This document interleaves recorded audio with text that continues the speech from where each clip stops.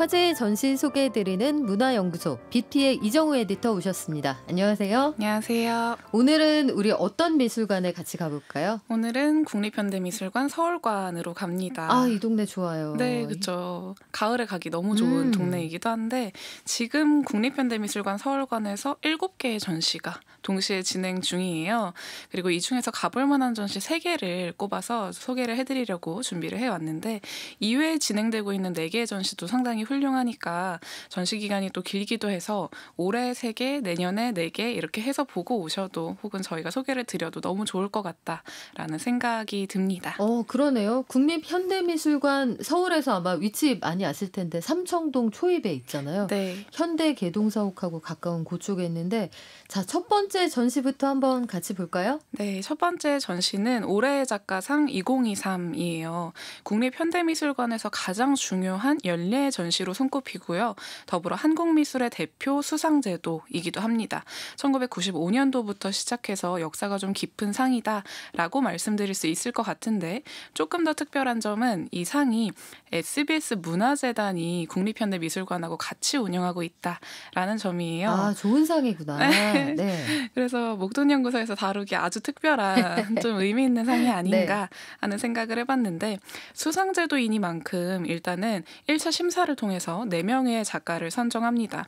이 선정된 작가들은 각각 4천만 원의 전시 지원금을 받아서 국립현대미술관 올해의 작가상 전시에 참여하게 되고요. 올해 선정된 4명의 작가는 권병준, 갈라포라스 김, 전소정, 이강승 작가입니다. 그리고 이들 중에서 전시 기간 중에 한 명을 올해의 작가로 선정하는데요. 이 선정된 작가는 본인 작품 세계를 다룬 다큐멘터리 제작 기회를 얻게 된다라고 해요. 그리고 이 다큐멘터리도 SBS가 제작을 합니다. 네, 매년 선정될 때마다 다큐멘터리를 제작해왔고요. 올해의 작가상 사이트에 들어가시면 모든 다큐멘터리를 무료로 관람하실 수 있어요. 작가 입장에서는 굉장히 좋은 기회 같은데 자, 관람하는 우리 입장에서는 어떤 좋은 작품들을 만나볼 수 있을지 궁금하네요. 네, 우선 작가들 한 명 한 명 소개를 드리겠습니다. 첫 번째로 만나볼 작가는 갈라포라스 김이에요. 39살의 한국계 남미 작가 그리고 여성 작가이기도 합니다. 미술과 문화 인류학이 결합된 작품을 선보이는 게 특징인데요. 어렸을 때 이 갈라포라스 김 작가가 아버지가 문학과 교수셔서 아버지를 따라서 다양한 박물관에 자주 갔었다라고 해요. 그러면서 박물관에 있는 유물들에 좀 관심을 가지게 되었다라고 하는데 이후에 성인이 되고 나서 미술하고 문화학 이런 것들을 공부하면서 유물들의 의미를 고찰하는 작업을 선보이기 시작합니다. 그리고 작가는 박물관에 있는 유물들이 좀 부수적인 존재 같다라고 봤어요. 왜 그랬냐면 기존의 박물관이 가지고 있는 유물 분류법에 따라서 유물들이 수동적으로 분류가 돼버리고 그리고 전시되는 모습들도 유물을 마치 수동적인 존재처럼 취급한다라고 본 거예요. 그래서 이 유물이 가지고 있는 진짜 의도나 기능을 과연 박물관이 잘 반영하고 있는가에 대해서 의문을 가지기도 합니다. 그래서 그의 작업을 보면 유물들이 부수적인 존재가 아니라 주인공으로서 표현이 돼요. 다양한 유물들을 캔버스 안에 정교하게 그려낸 걸 볼 수 있는데요. 마치 인물의 초상화를 그리듯이 유물을 주인공처럼 표현을 합니다. 그리고 이런 회화 속에 그려진 주인공들은 제각기 다양한 이야기들을 가지고 있잖아요. 이것처럼 이 갈라포라스 김의 작품을 보면 전 세계 다양한 유물들을 그려내면서 이 유물들이 담고 있는 이야기들, 고유한 역사들, 사건들도 떠올려 보게 만들기도 합니다. 이번 전시에서는 고인돌을 주제로 한 작품을 선보인다고 해요. 고인돌 같은 경우에는 우리나라에서도 상당히 익숙한 유물이기 때문에 관객분들도 좀 흥미롭게 볼 수 있지 않을까 하는 생각이 들고 우리나라에서도 최근에 광주 비엔날레, 제주 비엔날레 같은 큰 행사에 참여한 적이 있었고요. 지금 또 리움미술관에서도 갈라포라스 김 개인전이 진행 중이라서 함께 좀 보시면 좋을 것 같습니다. 성함이 굉장히 남다르다고 생각했어요. 갈라포라스 김 어쩐지 한국계 남미 작가다. 성함도 남다른데 이 작품을 보니까 그런 생각 못 해봤어요. 유물이라는 게 수동성을 가진 객체가 아니다. 유물이라는 것도 결국은 누군가는 물도 마시고 뭔가 담아서 먹기도 했고 타거나 이용했을 그런 생활 도구였을 수 있는데 그런 생각을 발상이 확 전환이 되고요.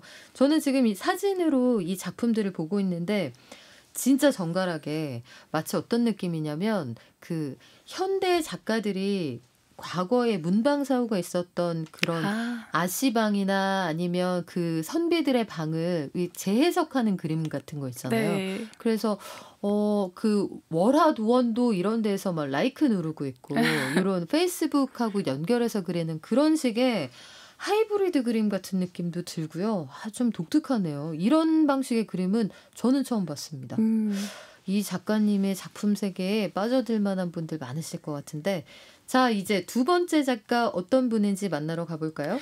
네, 두 번째 작가는 전소정 작가입니다. 1982년생이고 여성 작가예요. 이 전소정 작가님도 다양한 장르의 작품을 선보이는 게 특징인데요. 영상부터 사운드, 조각, 설치, 퍼포먼스, 심지어 글을 써서 책까지 만들어서 작품화합니다.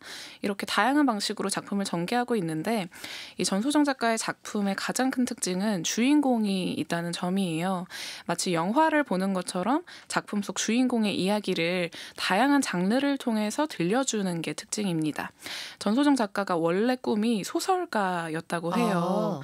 그런데 이 소설 속에 있는 주인공들이 굉장히 다양한 이야기들을 가지고 있잖아요. 이것처럼 전소정 작가의 작품을 보고 있으면 처음 보는 인물한테 우리가 관심과 애정을 갖게 되는 이야기들을 풀어내는 걸 볼 수가 있습니다. 그런데 이 소설에서 주인공의 매력도를 증가시키는 손쉬운 방법이 하나 있다라고 해요. 이 주인공을 약자로 설정하는 겁니다. 그래서 뭐 해리포터가 부잣집 아들이었으면 이만큼 사랑 못 받았을 거다 이런 말도 있잖아요. 이것처럼 전소정 작가도 약자들을 주인공 삼습니다. 대부분 빠르게 변해가는 현대사회에서 배제된 약자들이고요. 이들의 목소리나 이야기 그리고 풍경을 다양한 매체로 담아내고 빠르게 관객의 감정을 이입시킵니다. 그리고 전소정 작가도 이 갈라포라스 김 작가와 마찬가지로 다양한 비엔날레에 참여한 이력도 있고요. 또 국내에서 가장 큰 미술상으로 손꼽히는 에르메스 재단 미술상, 송은미술대상 대상을 수상한 이력이 있어서 상당한 기대주다라고 볼 수 있을 것 같아요. 제가 지금 사진으로 작품을 하나 보고 있는데 이게 이 전소정 작가를 찍은 그냥 피사체를 담은 사진입니까? 이거 자체가 하나의 작품입니까? 작품 옆에 서서 찍은 사진입니다. 야, 이 대형 선풍기, 대형 팬에 그 어떤 실 같은 게 잔뜩 매달려 있는데 이거 자체가 작품이란 말씀이에요? 네. 그렇군요. 전소정 작가님의 작품 세계도 아주 궁금해지는데 대형 상을 수상한 이력이 많다. 다음 작가는 어떤 분인가요?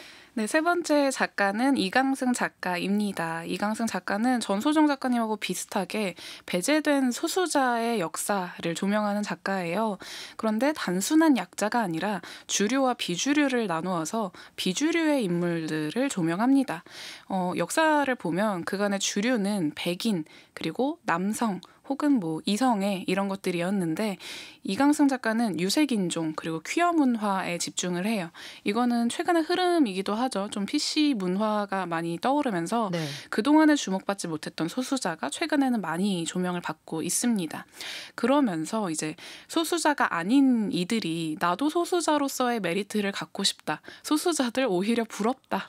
이런 이야기를 하기도 해요. 역발상이네요. 네. 그러면서 이강승 작가가 이런 순간이 역사가 교차되는 순간과 같다라고 하면서 이 순간을 그려내는 작업들을 선보입니다.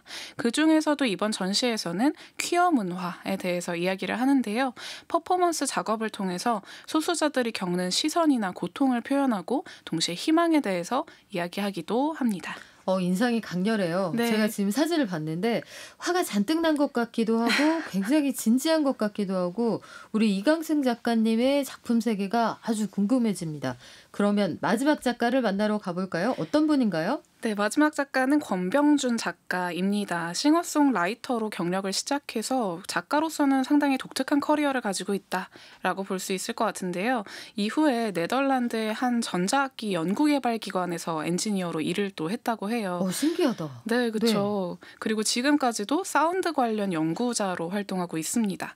그리고 이 이력을 살려서 음악, 연극, 미술을 아우르는 뉴미디어 퍼포먼스를 기획하고 있는 작가로 활동하고 있는데요. 지금은 로봇과 사운드를 결합한 독특한 작품을 선보입니다. 로봇에 집중한 이유는 이제는 오늘날의 사회에서는 로봇이라는 존재가 인간과 함께 살아가는 동반자와 같다라고 봤기 때문에 그렇습니다. 그런데 권병준 작가가 여기서 한 발 더 나아가서 어쩌면 로봇은 인간 사회의 새로운 소수자가 아닌가 하는 조금 더 확장된 논의를 이끌어내기도 해요.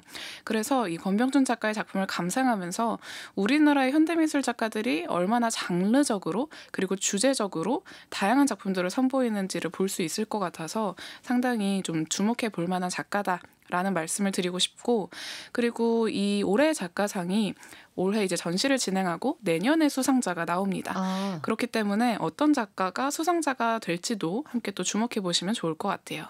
당신의 작가에게 투표하세요. 네. 이런 마음이 들어요. 원픽이 누구일지. 권병준 작가님의 커리어도 만만치 않은데요. 네. 여기서 어떤 걸 연구하셨을까? 신디사이저 이런 거 만드셨나? 궁금합니다. 자, 두 번째 전시로 빠르게 이동을 해볼게요. 여기서는 어떤 전시하고 있나요? 네, 두 번째 전시에서는 MMCA 현대차 시리즈 전시가 진행 중입니다.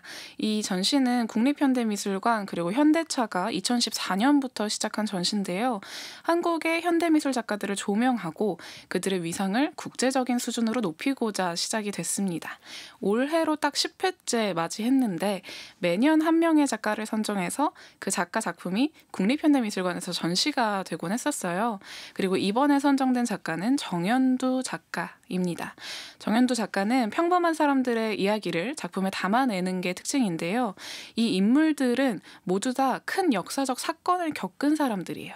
이걸 통해서 거대 서사와 역사적인 맥락의 거대 서사와 개개인이 겪는 개별 서사를 부딪히게 만들면서 그 안에 역설적인 관계들에 대한 질문을 던지는 작가라고 보시면 됩니다.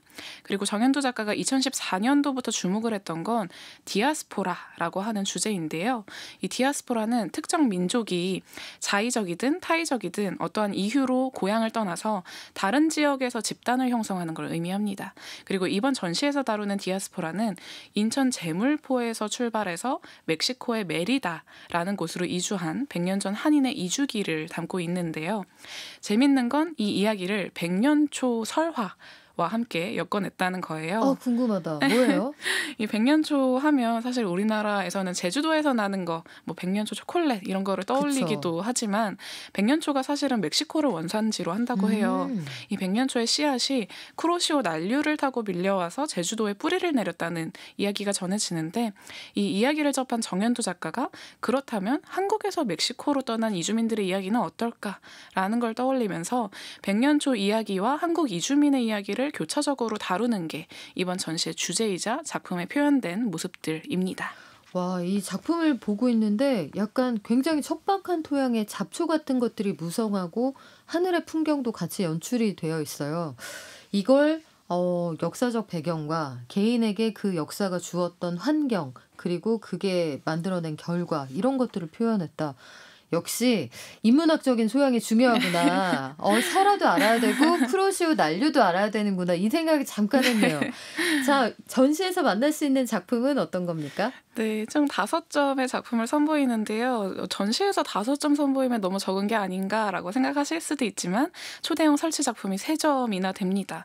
그리고 이번 전시의 대표작도 대형 설치 작품인데요. 전시와 같은 제목의 100년 여행기라는 작품을 좀 주목해 보시면 좋을 것 같아요. 전시실에 들어가면 3번째 공간에서 만날 수 있는 작품인데 마치 극장에 온 것처럼 꾸며져 있습니다. 가운데에 상당히 큰 사이즈의 스크린이 놓여져 있어요. 그런데 일반적인 극장처럼 앉아서 보는 게 아니라 누워서 봅니다.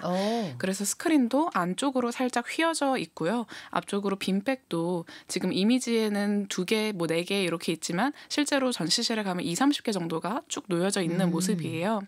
이 자리에 누우면 화면 아래로 작은 화면 3개가 놓여져 있는 걸 볼 수가 있는데 이 3개의 화면에서는 각각 한국의 판소리꾼, 그리고 멕시코의 마리아치 공연, 그리고 일본의 기다유 불나쿠 공연이 진행이 됩니다. 이들은 타이밍에 맞춰서 노래를 부르고요. 그 노래에 맞춰서 가운데 있는 큰 화면에서 백년초 설화와 멕시코로 이주한 한국인들의 이야기가 상영이 됩니다.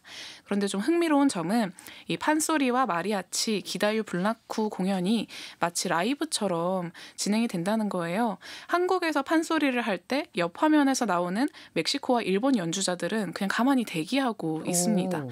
그리고 자기들끼리 잡담을 하기도 해요. 그러다가 본인 타이밍이 오면 또 노래를 하고 다른 팀은 또 대기를 합니다. 요 화면을 보는 재미도 있고요. 음방인데요, 음방. 네, 맞습니다. 그래서 네. 음악 방송처럼 진행이 되고 또 메인 스피커, 가장 메인이 되는 스피커와 큰 화면은 노래 연주에 맞춰서 상영이 되는데 이들이 부르는 노래 가사라든지 효과음에 맞춰서 뮤직비디오처럼 연출을 해뒀어요.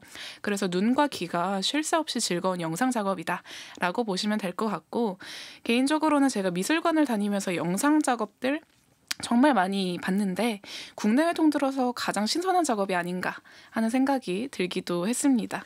그래서 꼭 보고 오시길 추천드리고 싶고 전시는 내년 2월 25일까지 진행됩니다.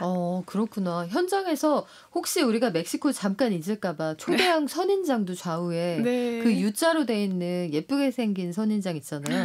그것도 설치가 되어 있네요.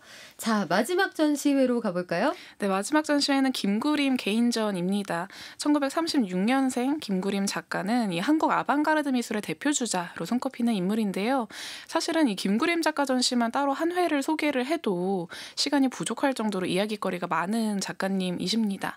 너무 전위적이어서 한국에서는 아마도 이것도 예술이냐 하는 비난을 제일 많이 받은 작가가 아닐까 하는 생각이 드는데 하지만 전 세계적으로는 굉장히 유명한 예술가이기도 합니다.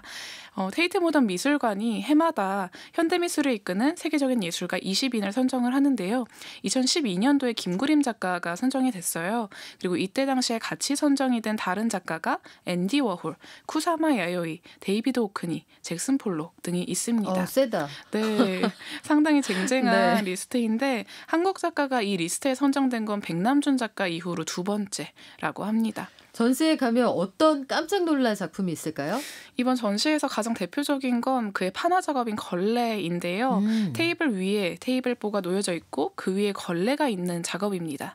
근데 걸레에서 나온 더러운 물이 테이블보에 좀 묻어나오는 그런 모습을 하고 있는데 사실은 저 얼룩은 판화로 찍어낸 거고요. 걸레에서 나온 물은 없다고 해요. 그래서 언뜻 처음에 이 정보 없이 봤을 때는 개념미술 작품처럼 보이기도 하는데 사실은 판화 작업인 거죠. 이 작품은 우리나라에서도 수차례가 전시됐었는데요. 첫 전시에서 좀 문제가 생기기도 했었습니다. 전시 주최 측인 동아일보에서 이건 판화로 보기 어렵다라고 하면서 전시를 거부한 거예요. 그래서 이때 당시에 김구림 작가가 조금 드문 케이스이기는 한데 변호사를 고용해서 판화라는 걸 증명을 했었고 결국에 동아일보한테 사과까지 받아낸 적이 있었습니다. 그리고 이 작품이 판화의 새로운 패러다임을 제시했다라고 해외에서 호평을 받아서 김구림 작가의 이름을 널리 알리기도 했는데 이 작품뿐만이 아니라 다양한 베리에이션으로 이어지는 다양한 판화 작업들까지 이번 전시에서 만나볼 수 있습니다. 그렇군요. 동아일보하고 소송을 했다. 이거 특이하네요. 그 일민미술관에 전시할 때 상황이 그랬다는 얘기네요. 네. 그래요. 이 작품은 저희가 사진으로도 보여드릴 건데 이거 잘 보이실지 모르겠어요. 색깔이 주는 그런 대조적인 느낌도 아주 선명합니다. 전시는 내년 2월까지 한다고 하네요. 자, 오늘도 진짜 재미있는 전시들 소개해 주셔서 고맙습니다. 지금까지 BP의 이정우 에디터였어요. 감사합니다. 고맙습니다.